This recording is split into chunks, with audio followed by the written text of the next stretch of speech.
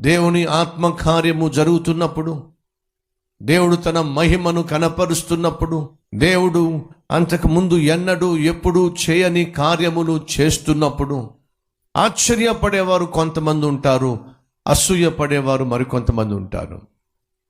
అర్థం చేసుకునే వాళ్ళు కొంతమంది ఉంటారు, ఆడిపోసుకునే వాళ్ళు కొంతమంది ఉంటారు.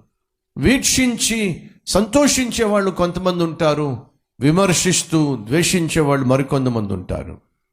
ఈరోజు నీ సేవను చూసి, నీ సంఘాన్ని చూసి, నీ ఆత్మీయతను చూసి, నీ కుటుంబాన్ని చూసి హేళన చేసేవాళ్ళు ఎవరైనా ఉన్నట్లయితే అదేదో వింతగా భావించు. మాకు విమర్శించే వాళ్ళు తారసపడితే విడ్డూరంగా అనుకోవద్దు. ఎందుకని? అది సహజం. ఎక్కడ ఎప్పుడైనా సరే దేవుని కార్యము జరిగినప్పుడు ఖచ్చితంగా దాన్ని అంగీకరించే వాళ్ళు ఉంటారు, ఆస్వాదించే వాళ్ళు ఉంటారు, ఆనందించే వాళ్ళు ఉంటారు, అభినందించే వాళ్ళు ఉంటారు, అర్థం చేసుకునే వాళ్ళు ఉంటారు. అదే సమయంలో విమర్శించే వాళ్ళు ఉంటారు, విపరీత ధోరణిలో మాట్లాడే వాళ్ళు ఉంటారు, విచిత్రమైన కామెంట్లు పెట్టే వాళ్ళు ఉంటారు. ఈ వాస్తవాన్ని మర్చిపోవద్దని ప్రభువు పేరట మనవి చేస్తున్నాను. విమర్శిస్తున్నారా? ద్వేషిస్తున్నారా? దూషిస్తున్నారా?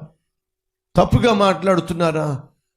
అది పరిశుద్ధాత్మ దేవుడు ఈ భూమి మీదకు దిగి వచ్చిన నాడే ప్రారంభమైంది. కాబట్టి నీ జీవితంలో విమర్శల గుండా వెళుతున్నట్లయితే విచిత్రంగా భావించు మాకు. ఇది ఆధ్యాత్మిక జీవితంలో, దేవుని సేవ, సంఘ పరిచర్యలో సాధారణమే, సర్వసాధారణమే.